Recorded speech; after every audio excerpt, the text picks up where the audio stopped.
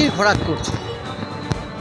15-20টা লোক বসে আসলে প্রায় 100টা তার উপরে পুলিশ দিয়ে এদেরকে প্রোটেকশন দিয়ে রেখেছে, কারণ জনগণের কাছে সামনে দাঁড়াবার কোনো নৈতিক ক্ষমতা ওদের নেই, অধিকারও তাদের নেই। পুলিশ নিরাপত্তায় তৃণমূলের প্রতিবাদে হাস্যকর। অভয়া কাণ্ড নিয়ে প্রতিবাদে কর্মসূচিতে পাল্টা প্রতিবাদ কর্মসূচির রাজনৈতিক দলগুলির। শহরের প্রাণকেন্দ্র হাসমি চকে সকাল থেকেই অবস্থান কর্মসূচি শুরু করেছে রাজ্য শাসক দল তৃণমূল কংগ্রেস।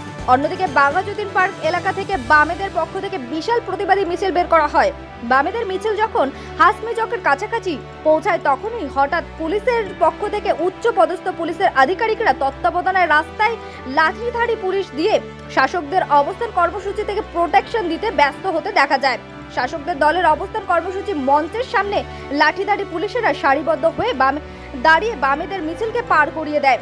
অশোক ভট্টাচার্য বলেন, যখন নিরাপত্তা দেওয়ার প্রশ্ন তখনই পুলিশ দেখা যায় না, পুলিশ ব্যস্ত শাসকদের তাবেদারি করতেই। শাসকদের এই প্রতিবাদী কর্মসূচি হাস্যকর বিষয় বলে দাঁড়িয়েছেন।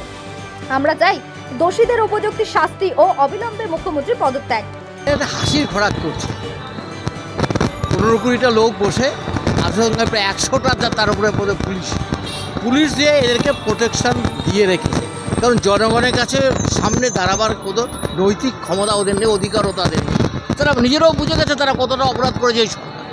এই সরকারের উপরে মানুষের আর কোনো আস্থা নাই। মানুষ চায় এই মুখ্যমন্ত্রী পদত্যাগ এবং এই দোষীদের উপযুক্ত শাস্তি, এটাই মানুষ চায়। ন্যায় চায় মানুষ, আমরাও তার সাথে আছি।